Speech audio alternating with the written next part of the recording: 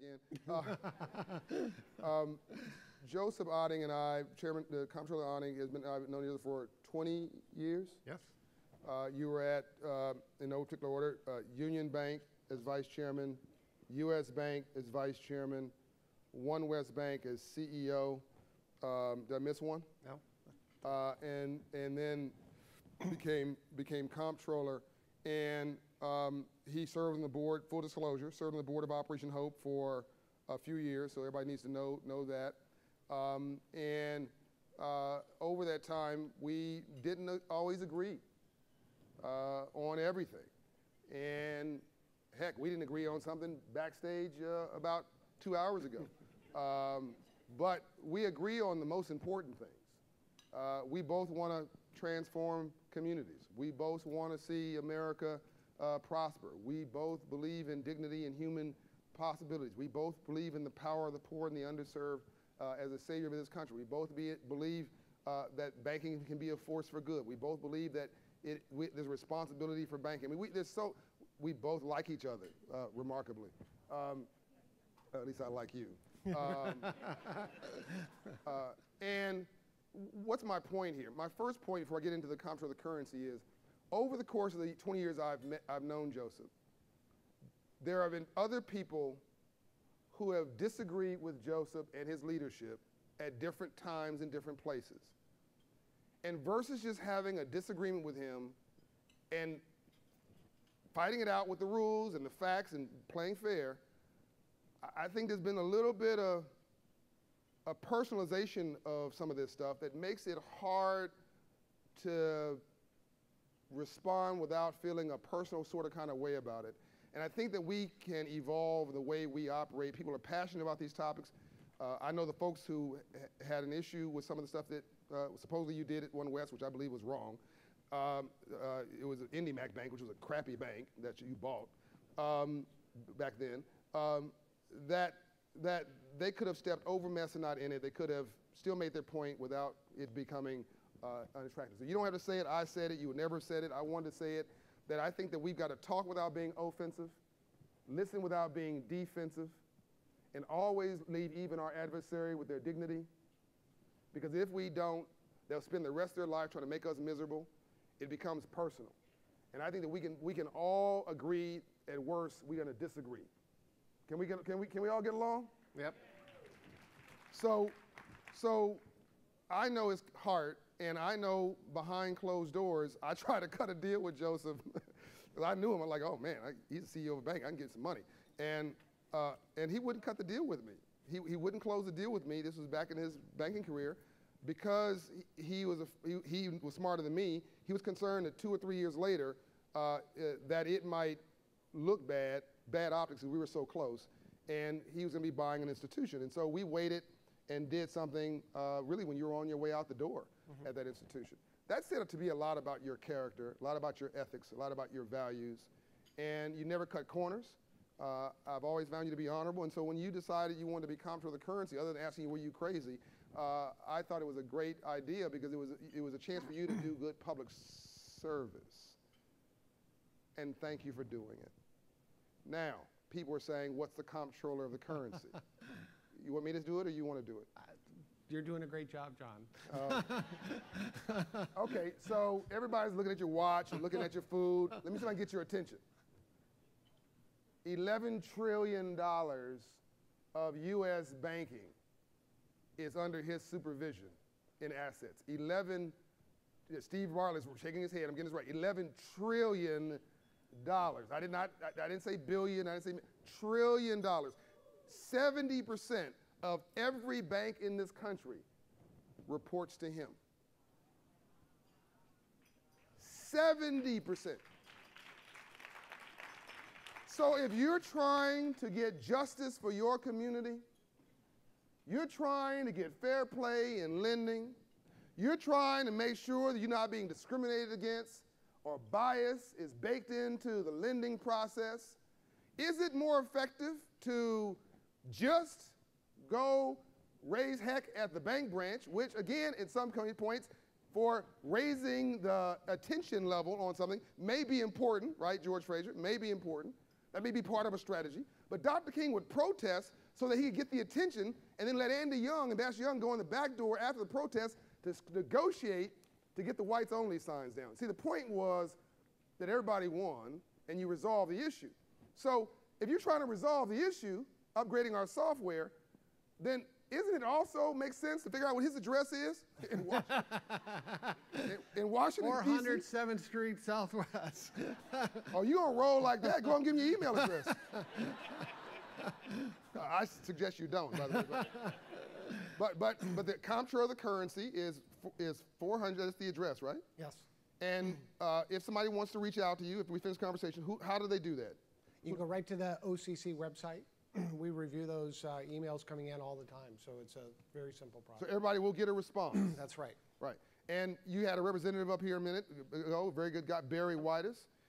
He's a deputy comptroller. That's right. So they can reach out to him. That's right. Right? And so now we got your attention. $11 trillion in assets. 12 by the way, John. $12 trillion. Money grows on money overnight. Reverend Jackson suggested that a couple of days ago. So $12 trillion. So you're walking through the hallway, and this guy's walking by you. He doesn't have a security detail. It's just him and his wife. And you running around trying to catch, I don't know, some rap star or whatever to get an autograph. And this dude just walked by, he could change your whole life.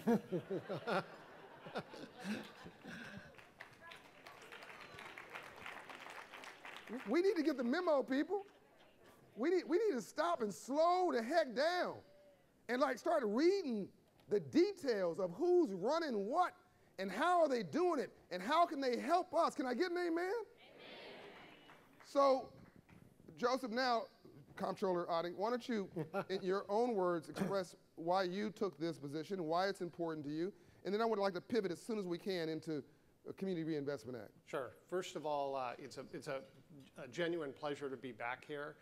When I was a banker, many years, I showed up. I was able to participate in some of the panels.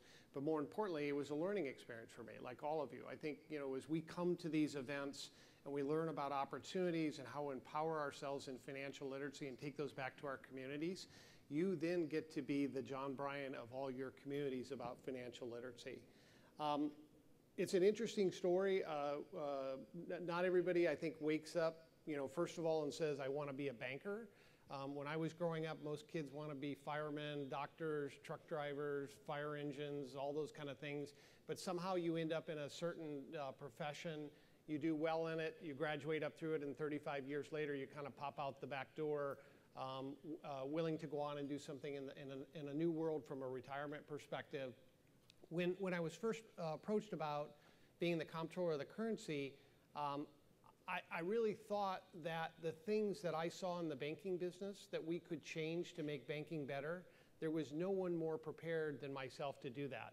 We had not had a banker in 40 years be the comptroller of the currency. It had always been a lawyer or somebody else from one of the supervisory agencies. Who are also noble and well respected. Yeah, great people. Yeah. However, when you really live something day in and day out, you often can see the positives and the negatives of it.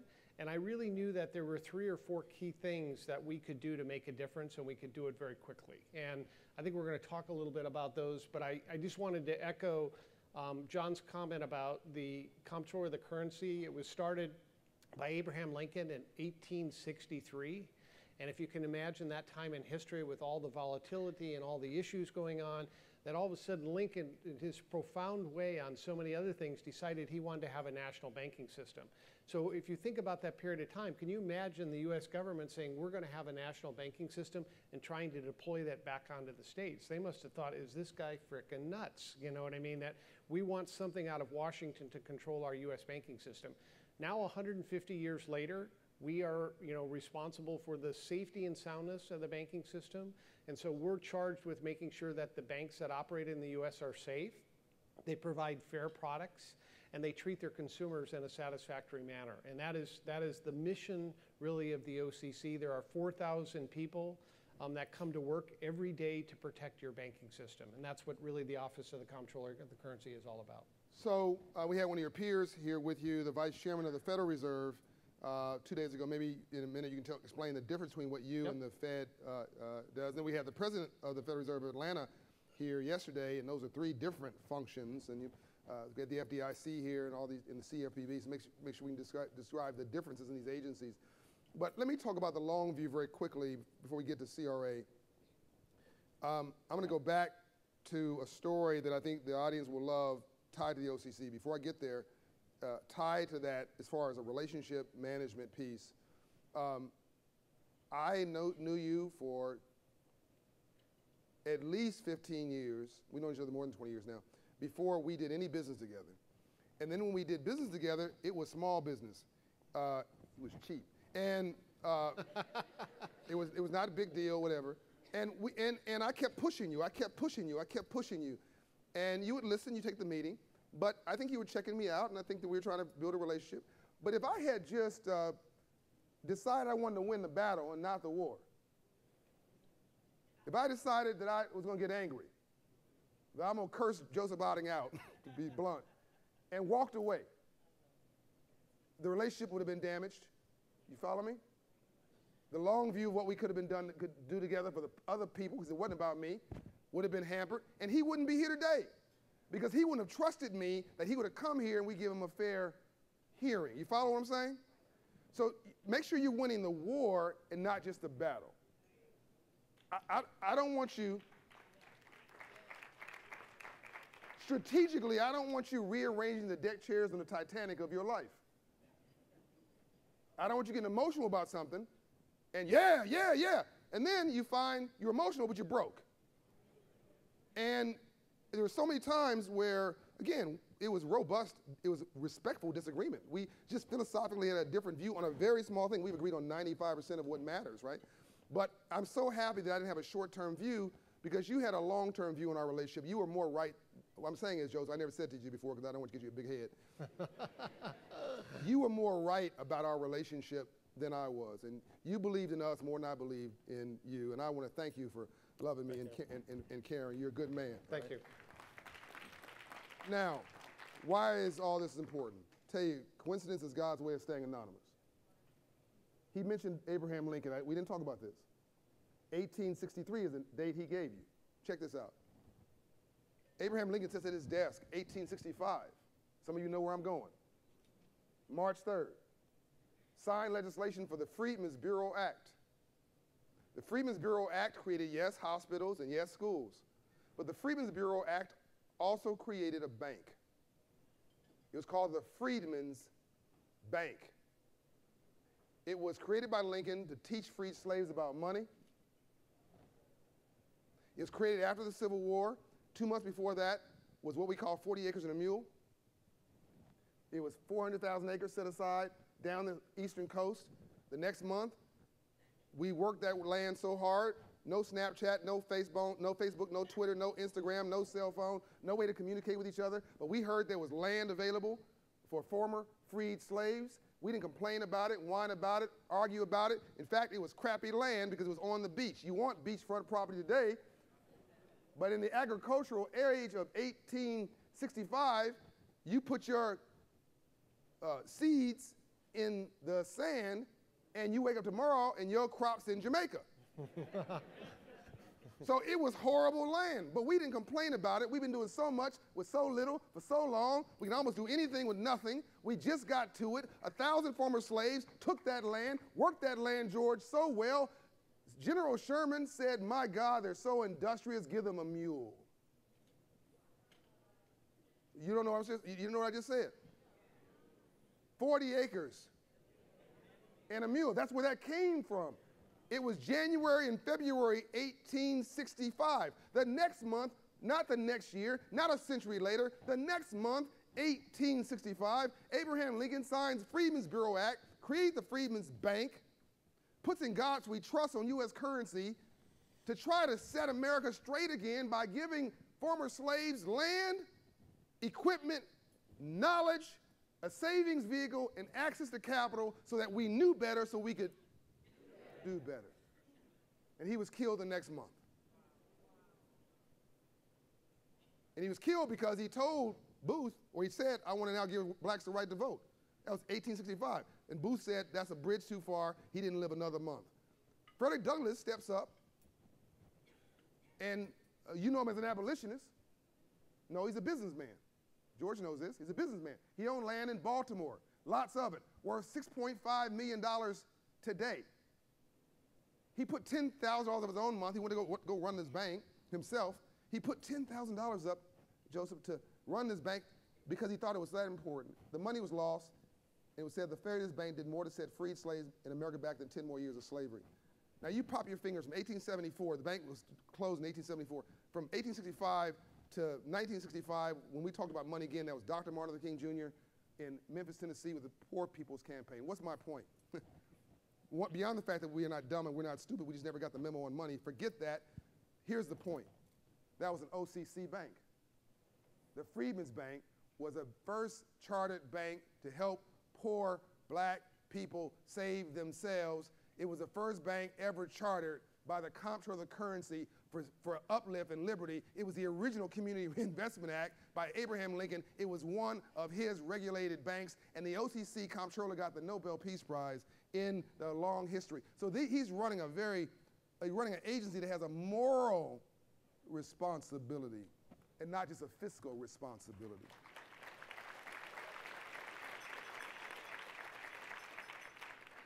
So now, what are you going to do about it? We're going to help with a dream. Let's talk about that. So one of the things that we think is really important in the agency is that we reduce the Community Reinvestment Act. And a lot of you know about the Community Reinvestment Act. It's a provision that was done in 1977. It was very simple. It said that banks will lend in the communities to which they operate. Very noble cause at that point in time. Over the last 40 years, we've changed the structure, we've added regulations, we've mucked it up, we've taken away products that people can invest in communities. And we will have a proposal at the beginning of April, and I would say exactly 128 days of my being sworn in, where we think we're going to revolutionize CRA in America.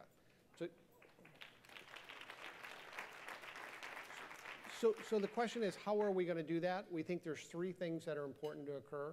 One is we think we need to create a measurement system for all banks of America, so each of you can look at a bank that you want to do business with or that is in your community, and you can understand their commitment to CRA. And the technical part of how we're going to do that is we're going to take their CRA commitments, we're going to divide it by an item on their balance sheet, and you'll be able to compare a $100 million bank in Savannah, Georgia to JP Morgan, and you'll be able to decide what is their commitment to CRA. I think it'll change people's perspective of where they want to bank. The second part. Let me back up. And you're going to make it available for all these delegates and everybody watching on Facebook, everybody watching on TV, and all these millions of people who feel invisible in America. You're going to make it easy for the average American to get a hold of that rating so they know what their bank is doing in their network, in their community, around Community Reinvestment Act? That's right. It's the most complicated thing we have in the banking industry today. Yeah. No one could do it. I couldn't do it today. It's very complicated. The second element that we are proposing to do is to expand the product set that qualifies for CRA. Today, it's basically low to moderate income mortgages and low to moderate income multifamily. And it's our viewpoint that you should take small business lending, you should take student lending in low to moderate income areas, and probably just as important to me and to most of you, in the black community and the Latino community, we understand the difference between church and state. But if you really think about it, in the communities of America, in the church where they go for their guidance, their support and trust, the community side of those churches today don't qualify for CRA, and our proposal is that they would, because I think all of you know the importance of that. And the third factor, which we will try to do, which I said, is we will produce that data on a quarterly basis so everybody knows at any point in time whether a bank is in compliance with CRA. And this is really an initiative that started at the OCC. We're partnering with the Fed and the FDIC, and we plan to bring that to the market for comments at the beginning of April. So I'm talking shorthand. Partnering with the OCC's partnering with the Fed. You're like, what are you talking? Let's break it down. Partner means that they support Federal the Reserve. initiative. Yes, the Federal Deposit Insurance Corporation and the Federal Reserve. Thanks. So this will be a bank-led or industry-led initiative with nonprofits, legislators, and everybody getting behind it. I've talked to 1,000 people in the last 30 days about putting this program forward. I've never had one person who didn't stand up and almost cheer after they really understood the program. This is monumental change, I think, for America. So are you just talking to bankers about this? Who are you talking to? We're talking to community groups. We're talking to religious groups. Mark Whitlock, a lot of you people know Mark Whitlock. I was at Core Church Friday. Mark had 50 people there. Whoa. You're talking to 50 people? 50. Like you're talking to small groups too? No, that was just Friday night. I mean, in other words, you're doing clutch meetings Yes. with 10 people, 20 people, 50, Yes. so it's not just, that's fantastic. One people. One person, all right? Right. One people. I mean, really, My mother had you hemmed up in the corner a while back. So, you know, the key is we need the support of nonprofits, we need the support of religious groups, we need the support of the bankers, we need the support of the regulators, and we need the support of the legislators to get this through the process. Because if anybody starts to poo-poo it, it'll create friction along the way. And we're not going to have it 100% right, but we're going to be pretty close to being 99% right. So so are you finished with your, Yes. I've got a challenge for you. I want you to do more. I just mentioned the legacy you came from, the history. That was effectively a Marshall Plan for former slaves. We had a Marshall Plan that put Japan and Germany, and to a lesser degree France, back together after World War II. What if I said to you, pretty revolutionary comment, and I believe everybody in the advocacy community, the nonprofit community, would agree with this statement I believe that I'm about to make. I think that CRA, Community Reinvestment Act, which has started as a regulatory must, is where I got my financial literacy course when I was 9 years old, by the way, home economics class in Compton, California, which doesn't exist anymore. But it started there, then it sort of went to eye-rolling, charity giving out, but not serious. Then it went to public affairs, then it went to compliance. Now it's sort of check a box, but there are some serious programs that are supported. But it's not in the CEO's window of what he or she's looking at for most companies. It's over in a corner. Here's my challenge to you.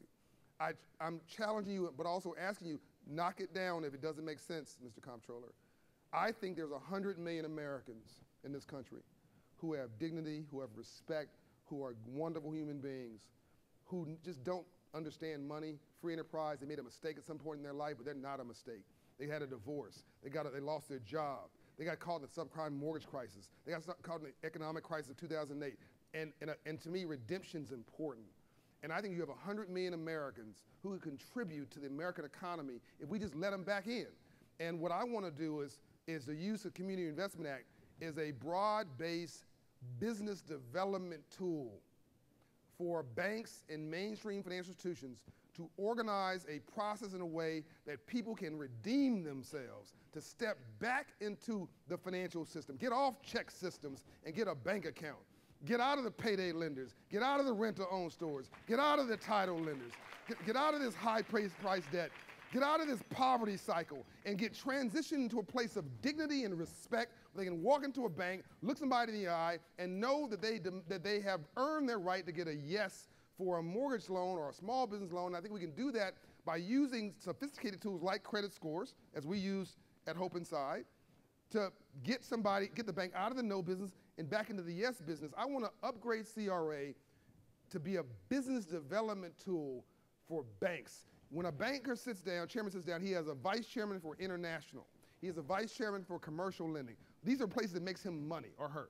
Why couldn't there be a vice chairman? You don't have purview over this, I know that. But why couldn't there be a vice chairman for emerging markets that sort of takes the graduates of CRA programs and as they migrate up, become legitimate business for that bank? I think there's a 1 or 2% of GDP growth hidden in the audience right here. Yeah. So I don't just want to mess around with this. I think you have a chance to really touch the hem of history here. And I don't think it's a push. I'm not asking you for a handout program. I'm not asking you for a gimme. I think that the folks here are prepared to, now we didn't talk about this, don't embarrass me. I think we're prepared to earn our way into success. Is that all we can get? I think we're prepared to earn our way into success. This is the comptroller, this is the James Brown version of affirmative action. Okay. Open the door, I'll get it myself. Right. So am I talking crazy talk here? No, I think everybody who's a community representative from a bank today is celebrating because they got a promotion today. Oh, that's right. That's right. But I think, John, community reinvestment is one part of that equation. The other equation, quite frankly, is if you really think about the kind of sub 600 FICO score, yep. The banks really were kind of forced out of that space by regulation. Yep. And if you've kind of read any of my comments, one of the other big initiatives that we have is we want banks to get back in that space because, you know, whatever the size of the market is, some people estimate it's between 50 and 100 million people. There's a 50 to 100 million people that don't have access to credit today because of the regulations. And we've been telling the banks to get back into that space. From day one, when I showed up, I said CRA, small ticket consumer lending, and BSA are the things we're going after. Because a lot of things which you haven't commented on is people walk into a branch today, and because of the BSA laws, they can't open up a checking account. They don't know what BSA. Bank Security Act, sorry, we use acronyms in the government but you go in and they ask you all these questions and you've had a checking account closed before and you can't open up a new checking account. Those are the barriers that we need to take down. My viewpoint is on small ticket consumer lending is if we can get banks back in that space, they're not going to be able to eliminate all the check cashers or all the payday lenders, but the top third of that market, those people can qualify for cheaper, more affordable, more successful. But more importantly is we would require those banks to report into the TRW system. And so if you take out one of those loans and you do it well, that qualifies you to get back into mainstream America from a banking where you're just like everybody else going into that bank. So that to require the banks to report into TransUnion, that's right. Equifax, right. FICO, that's right. What's the other one? Experian. Right. Okay, good. And there's another bill coming out of the House today. You know, the House and the Senate, the House can pass a bill and it's got to get the Senate. But there's a bill that came out of the House that requires utilities and other providers of your home services to report into the credit system. Oh, wow. So if you want to get behind something, get behind that bill and tell your senators that you want to pass that. Because utilities today, if you pay your utilities, that should be a demonstration of your ability to manage credit. So. I don't know if you know it, but when you pay your rent, that's a form of credit. You're paying, help me out, utility bills. Cable bill. Cable bills. By the way, don't miss a payment. They'll report the bad news and block you, but the good news doesn't get reported, right? So this fair exchange is no robbery. It should go both ways. That's right. If you're going to report the bad news, you must be required to report the good news. That's right. brilliant. That's fantastic. Yeah. And so this is part of your holistic vision of. That's right. Okay. I think people have to figure out a way to get all your great work, John, about working on people's FICO score. We also have to help people, because if you don't offer bank products there, you go to the lowest common denominator, meaning that you get the worst product. You get trapped in a consumer with a high interest rate and you can't repay it. And banks really need to play an important role in that equation. And we're going to make sure you're of course the advocates, and I love our advocate community. When Bob Gneza was a part of Greenlining, which I love, folks would complain about Bob Gneza. I said, look, Bob Gneza is a great guy. He believes in America, and thank God he's there. But after you talk to Bob Gneza, you can't wait to talk to me. But I think the advocacy community was going to be concerned that we're going to allow banks to create products that are not competitive, affordable, that in other words, you're going to make sure there's some framework on that. That's right. Safe and sound lending. That's right. Okay. So check that box. Okay, let's go back to the upside of this message. So we got a defensive message that's going to be capstone. I'm going to come back to you again and make sure that, I'm going to ask you two questions, make sure that I'm being clear. One, you weren't dancing around my question when I said, I don't think you were, I'm asking, can CRA pivot slowly to become viewed as a legitimate, credible, taken seriously business development, R&D, research and development tool for the future for a population of people who should be seriously considered as future customers for banks? That CRA in doing good banking business should ultimately be one, that's not too ambitious. Well, first of all, I don't have control over that. But so to answer your question is I can't go out and mandate to the banks to do that. But I think, the other thing I would say, John, is CRA is only half of that equation. Okay. There's a whole other qualification of products and services that can be provided that won't be CRA qualified. But I think there could be a business segment that says we're going to create a channel that's going to help people back into mainstream banking. And that's, whether it's a CRA product or something else, that's where I think you get the momentum. And by the way, as far as a regulator go, that's about as positive a comment as you're going to get. He's got to be very careful about what he says, and I want to respect that. We've got to wrap up, but have you enjoyed this? No one talks to us bluntly about how this stuff works, right? So we're forced to then assume or presume. So thank you for doing this, Comptroller. The Hope Inside model. Just in closing, any comments, thoughts? Are we on the right track? John, we were an early adapter at One West Bank.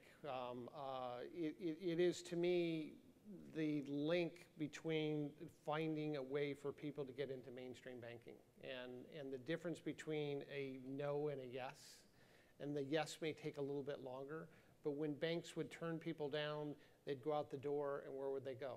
Check casher, payday lenders, liquor stores, pawn shops. This is a way to help people to get to the yes in the proper way in the mainstream of banking. It's an admirable effort. I've been a supporter of it from day one. I think great things are happening. The consultation that you gave the business people, the statistics show that almost 80 or 90% of small businesses fail within the first 5 years. And usually it's not because they're doing bad things, it's because often they're doing too good of things. They take too many orders, they don't have a structure, they don't know how to run the business. Providing that infrastructure to them is going to give all these people legs to the future of their business. So I commend you on that, John, and thank you very much for all you and the Hope Organization's activities. Thank you very much. We're going to wrap up. I'm going to leave you with a positive challenge.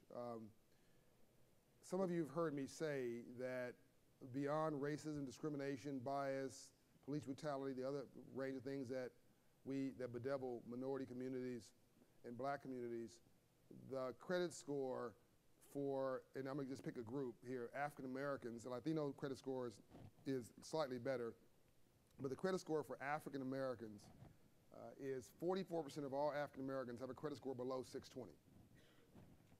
44%.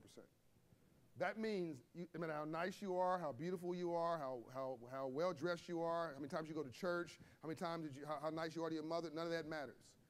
You can't get a job in America because half of employers check your credit, and you can't get a small business loan because no small lender will give you an unsecured credit below 620 credit score. Now, nobody's telling you that. I'm telling you that. So when you wonder why your dreams can't be realized, you can't get a good mortgage, you can't get a consumer credit, you can't get an unsecured line of credit, you cannot get a business loan. So half of black folks are locked out of the credit markets. To be blunt, you're locked out because your credit score is way below what's acceptable. So my positive challenge for you is if through CRA and these other innovations, at the end of your tenure, we found that credit scores have raised up because people have done the work, no handouts here, to get their credit score up. If we can get the credit score up of black America by 20%, Latino America by 10%, you just earn your way into heaven. Oh, whoa! I'll take that. Ladies and gentlemen, the Comptroller of the United States of America. Thank you.